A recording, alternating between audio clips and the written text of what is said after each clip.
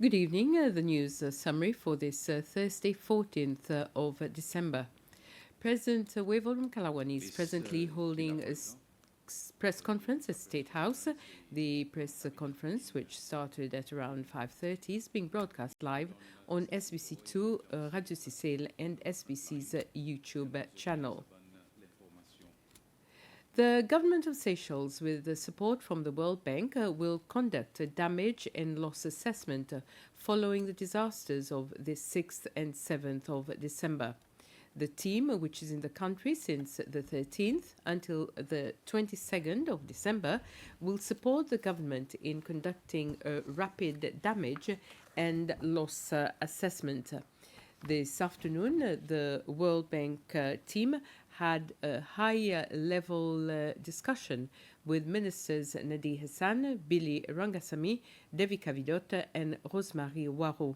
The objective of the assessment is to estimate the costs associated with damage of infrastructure and physical assets, decline in output of productive sectors, and disruption of access to goods and services, associated social and economic impact and recovery needs. It will also provide the strategic underpinnings for immediate and short-term recovery and reconstruction planning, prioritization, and programming. The team will assess the impacts of both the flooding and the explosion. The Kuwaiti ambassador Mubarak Mohammed Al Sihayan paid a courtesy call on President Wavol Ramkalawan this afternoon. The goal of the meeting was to talk about the cooperation between the two countries and how to reinforce the relationship.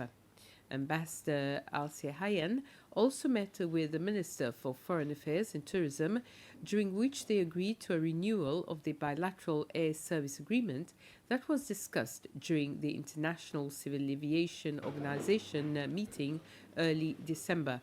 They are also negotiating the possibility of a visa waiver agreement, which is a priority for both countries. They also want to include signing a general cooperation agreement that will provide a mechanism for collaboration in various beneficial areas. It was very successful discussion between the president and me, and we discussed many things, and I was very pleased to see him. And I want to say something, to accept my condolences about the blast last week, about the floods, from me and from the people of Kuwait. And I hope that everybody, it will be all right in the future. And we are looking that they find a way for free visa from your side, from Seychelles citizen and from Kuwait citizen. And we are willing, we'll do it maybe in 2 years, because the process takes time. So, and I promised the minister that I will do my best to make it as soon as possible. China says it will continue to support Seychelles in many sectors, including fisheries and tourism.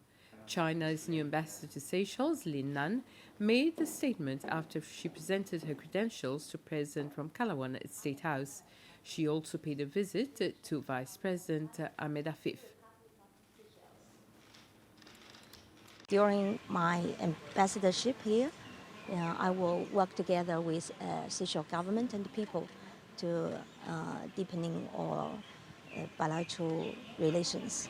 We have discussed some projects that all is advancing steadily, and we have a lot of fields to deepen and to enhance.